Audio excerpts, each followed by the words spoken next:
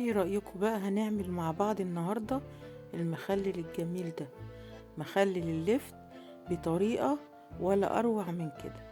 حاجة كده يعني سهلة وبسيطة، بدل ما تقعدي بقى تشتري من المحلات والكلام ده كله. أصلا الكيلو وصل لحوالي 60 جنيه دلوقتي من المخلل.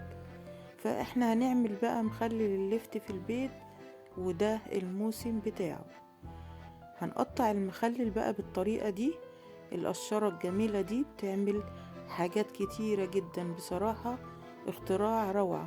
شايفين المنظر؟ انا حطيت اللفت وحطيت عليه 6 معالق من الملح. دول 3 كيلو لفت، هتحطي عليهم 6 معالق من الملح، هتبيتيهم لتاني يوم، هيصفي معاكي المية اللي تحت دي. شايفة الجمال؟ وكمان البنجراية بتاعتي بشرتها، وبشرت عليها فلفل فلفل احمر، هيديها ريحة وطعم وحاجة كده عسل. حطيت بقى نص كوباية من الخل، وكمان 3 معالق او 4 معالق من الملح. هندوبهم كويس في المية، وكمان هنحطهم بقى على اللفت بتاعنا. انا زودتها مية وهقلبها كويس. وهنجيب بقى البرطمان بتاعك، لازم يبقى نضيف جدا وناشف مفيهوش مية خالص. ماشي. هنحط بقى المخلل بتاعنا جوه البرطمان. برطمان ازاز احلى حاجة في التخليل. هتحطي المخلل بتاعك او اللفت. شايفة انا بقولك يعني القطعة يعني تاكليها على طول عشان ما يتبقاش منها. انا مقطعاها قطع صغيرة، تاكلي القطعة على طول لوحدها كده. تمام يا سيدي يا سيدي على الجمال والمخلل العسل ده. انا هحط المخلل كله او اللفت بتاعي كله في البرطمان، وكمان هنحط عليه المية اللي باقية من اللي نزلت بقى من المخلل ده. ده اللي هيخليه المخلل بتاعك قوي كده، وتبقى ايه مقرمشة وجميل، مش هتبقى دبلانة بقى والكلام ده كله.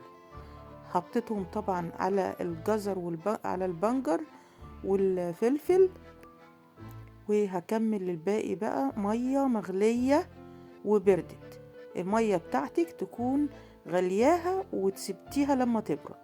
شايفين انا بوريكم البنجر وانا مقطعاه. طبعا بدل ما تقطعيه زيه زي اللفت كده، هيخلي اللفت بتاعك كله لون واحد. حاجة جميلة وسهلة، ويعني كان طعمه زي العسل بصراحة. طريقة جميلة خالص. كده بقى انتي هتسيبيه يوم، وتاني يوم تبتدي تاكلي منه وهيبقى زي العسل. شايفة الجمال ده؟ عسل. بألف هنا. وأتمنى أكون قدرت أوصل لكم المعلومة. تحياتي للجميع، ونلتقي في فيديو آخر بإذن الله.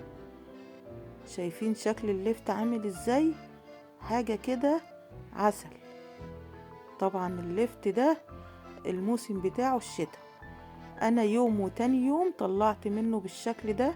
شايفين لونه كله واحد، وطعمه كان زي العسل. بألف هنا يا حبايب قلبي. تحياتي للجميع. نلتقي في فيديو آخر بإذن الله. والسلام عليكم ورحمة الله وبركاته.